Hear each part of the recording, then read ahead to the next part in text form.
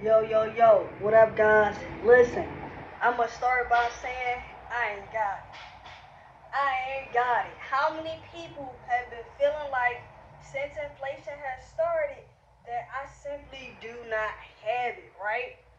So now, I talked about in a previous video how inflation occurs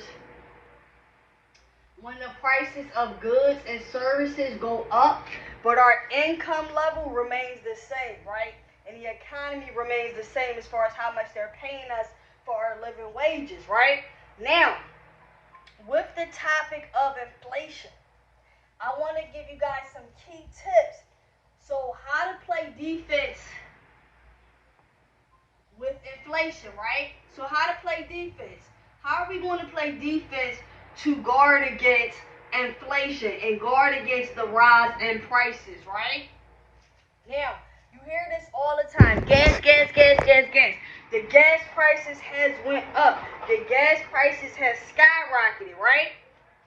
Now, a lot of times this may sound funny, but since we're talking about gas prices, we're going to talk about a few ways that we can save on gas. Number one, the gas prices is too high. It sounds funny, but ride a bike or electric scooter, especially if you work somewhere that is not far, especially if you work somewhere that is not long distance. You can bike and get good exercise. You can get an electric scooter. If your job is not far, you can walk. I'm telling you, it's great exercise. The weather is still great. And to some people it may sound funny, but understanding that if the gas price is too high for you, right? So let's say, for instance, you have a car and it costs $60 to fill up. There's 4 weeks in a month. That equals to $240 by the end of the month that you're going to spend on gas. $240 will buy you a bike or an electric scooter, or walking is free, right? Just bring you a dollar water. Inflation, gas prices is one of the main things we're talking about.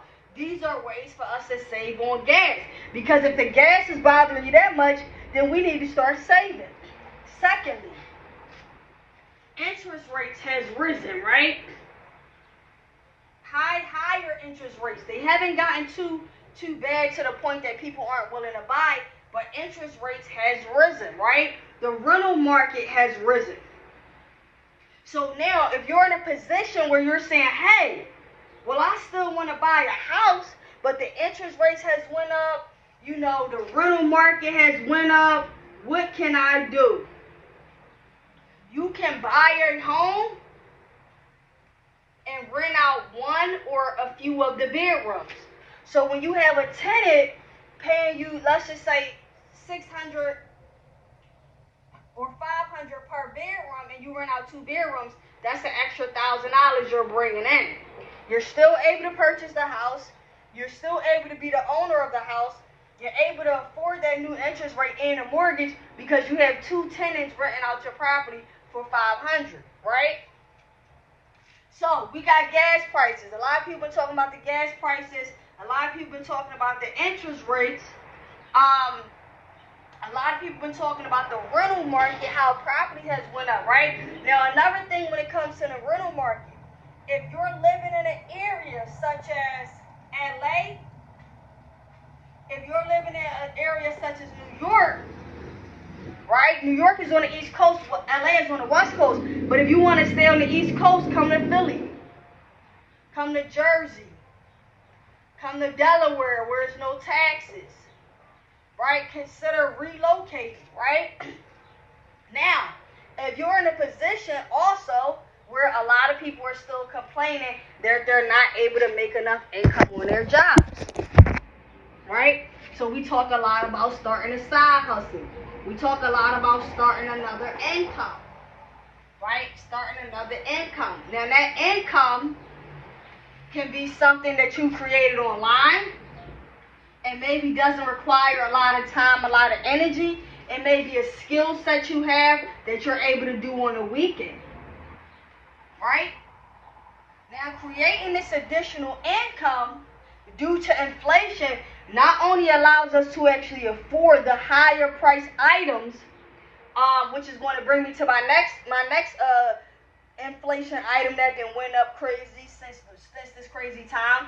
But it allows us to be able to afford the higher prices and allows us to be able to save a little bit more for rainy days, right? And trust me when I tell you, I'm talking to myself too as well, right? Now, next, the last thing we're going to talk about is food prices. Food prices. Now, ask yourself this, right? If you went to the market, and you usually go to the market and you spend, say, usually about $200, right? But last month you went to the market and all of a sudden you spent $300. And you try to figure out that $100 difference, right? Well, one thing you can do, depending on the market you go to, choose a different market. You could choose a company like a Save-A-Lot. You could choose a company like a Aldi's, which is Aldi, which is known for saving on groceries. If you have a big family, if you have a lot of boys, a lot of kids in your family that eat a lot, this is one way to save. Yeah, it may not be the market that you're used to going to. However, it is a market that will help you save money and you will be able to see the difference.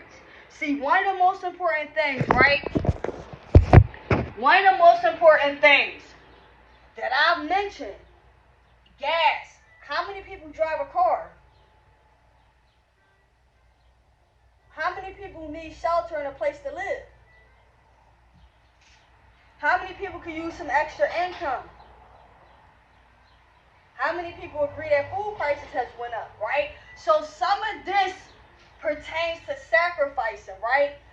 Riding a bike or walking or driving a scooter is not as convenient as a car, but it saves us $240 a month, right? And you paying $60 to fill your gas tank up every week, and also that's not including your insurance. We didn't even mention the insurance on the car if you have a car note, right?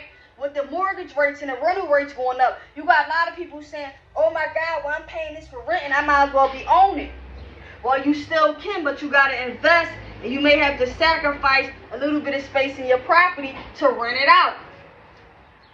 All of these things are essential. These are things we use every single day. We use money every single day to buy things for our household. We use money every single day to pretty much live and survive, right? So creating that extra skill, creating that extra income, or if the position we're at isn't paying us enough, switching incomes, right? Switching to a more higher paying position may be beneficial, right? So understanding that we go into the market, or think about it. If you go in the market and the market has went up, how much you think the restaurants went up by? Because the restaurant got to go get their food from the market. How much you think the restaurant went up by due to inflation, right? Businesses have to survive during inflation, right? So if the food market, if the grocery store went up, how much do you think the restaurants went up? So you might got to cut out some of the restaurants, right? Now, these are quick defenses, guys. Just as some defensive, some things to consider. If it's not for you, it's not for you. But I want to give you guys a few different options to understand that these are things we use every day. We spend money every day. We drive our car every day, right? We need a place to live every day, somewhere to find shelter, right? And we eat food every single day. So consider these options, guys, because we do want to start to play some type of defense and also play offense when it comes to inflation, when it comes to the economy and how we're able to manage, maintain, and also react to the changes that's happening around us, man. So I hope you guys enjoyed this video. Go check out the rest of my videos. All you got to do, YouTube is over 100 videos, 100 content. Precious Credit Management LLC. And I'm going to see y'all next time. Peace.